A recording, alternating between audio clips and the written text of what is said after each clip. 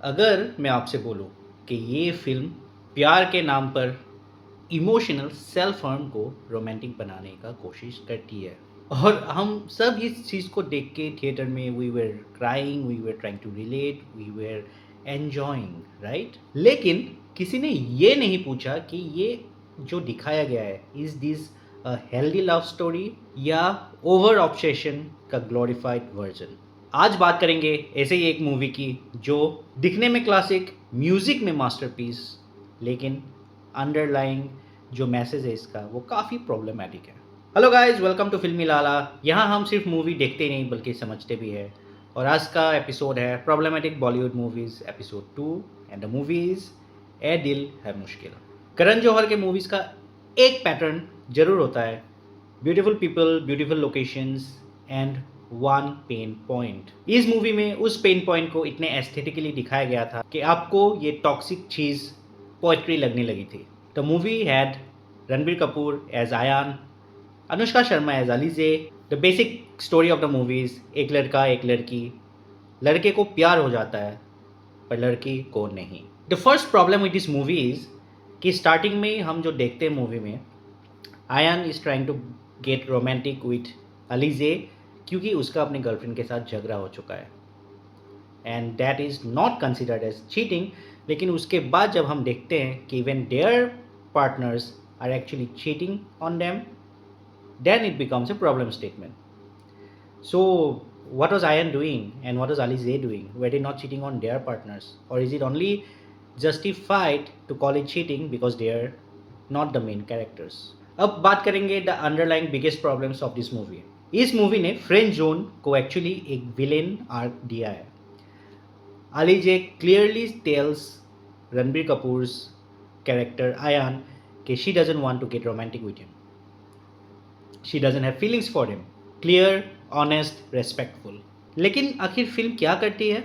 आयान के दर्द को इतना ग्लोरीफाई करती है कि when we as audience start thinking कि यार अलीजे एक चांस तो दे ही देना चाहिए था। यही पे प्रॉब्लम है। मूवी एक डेंजरस आइडिया को पुश करती है कि अगर लड़का इनफ सफ़र करे तो लड़की को गिल्ट फील करना चाहिए, which is a big no. Rejection is not cruelty, rejection is clarity. That person is not keeping you in any confusion.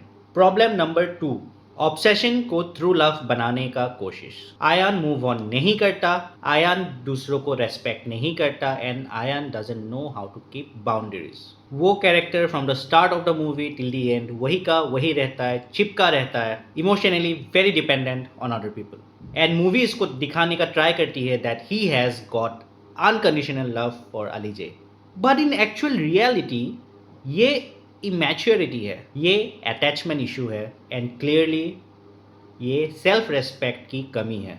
लेकिन मूवी में बैकग्राउंड में जब छन्ना मेरेया बजता है in Arijit Singh voice, we feel it is actually true love. Problem number 3, Alizeh का character is being made as a very wrongfully judged character. Alizeh क्या करती है? Her character is very clear, she is honest, she wants to live her life as she wishes and she goes and marries her ex without hiding it from anyone. लेकिन movie के narrative ने उस character को indirectly try to portray her as a selfish character. Audience का जो empathy and sympathy है that is being tried to push towards the character of Ranbir Kapoor Ayan and it tries to reflect a villainous arc on Alizeh. आखिर क्यों?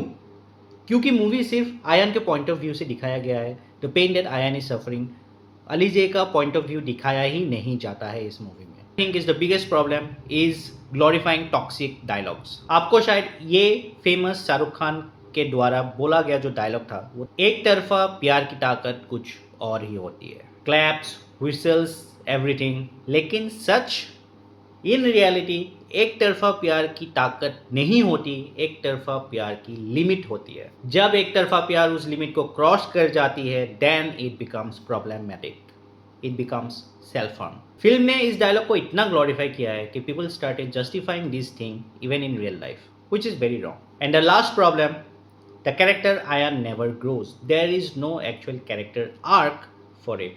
Character same ही रहता है throughout the movie. 3 घंटे की movie and the character is still the same, the one who always cries, जिसका कोई growth नहीं है, Emotionally he doesn't grow, maturity also he doesn't gain, plus the character always had problem with accepting rejections. बस दर्द, songs, cry and repeat, that's it, zero character arc. Why did you actually not notice it?